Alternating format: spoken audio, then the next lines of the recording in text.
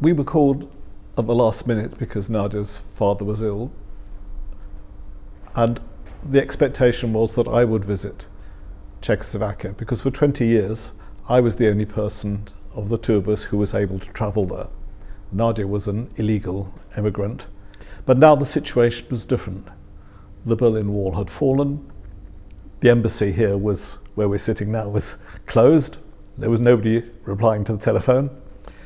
So we flew to Vienna, hired a car, and took our chances to get across the border. And my wife has told you what happened there. That was a very emotional experience for both of us, even though it wasn't my home country. And the country had changed. We drove through Czechoslovakia to Košice. And particularly when we got in Košice and stayed there were people in the streets, there were things happening, there were people talking. The name of the main street, which had been Lenin had been crossed out, and there were Czech flags everywhere, there were posters everywhere. Something was happening. It was an enormous change.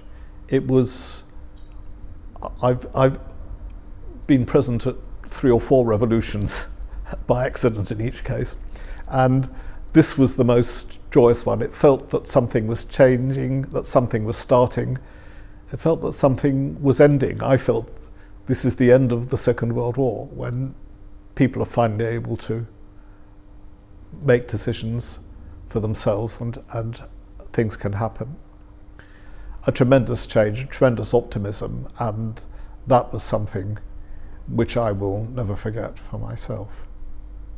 It changed my life entirely for 2 reasons.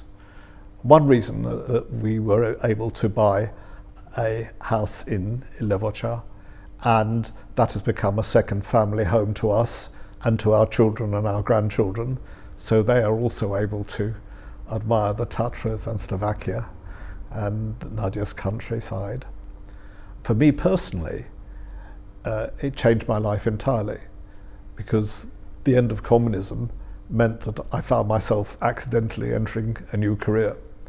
I spent the next 25 years working mainly for the British government or for the European Commission on development aid programs in the former Soviet Union, in Russia, Ukraine, and throughout the former Soviet Union, conveniently close to, when I was in Ukraine, conveniently close to Levoča as well. So it opened an entirely new world for me, and one which I was fortunately able to explore and learn a lot from. So, and that also is associated for me with the awakening that I saw when we visited Košice in '89. This was after '89, when we were able to come back with the family, and there's Latsi, Nadia's father, the first time he was able to be with all of our children as well, his grandchildren. So that was also an important moment as well. It was the closure of a circle.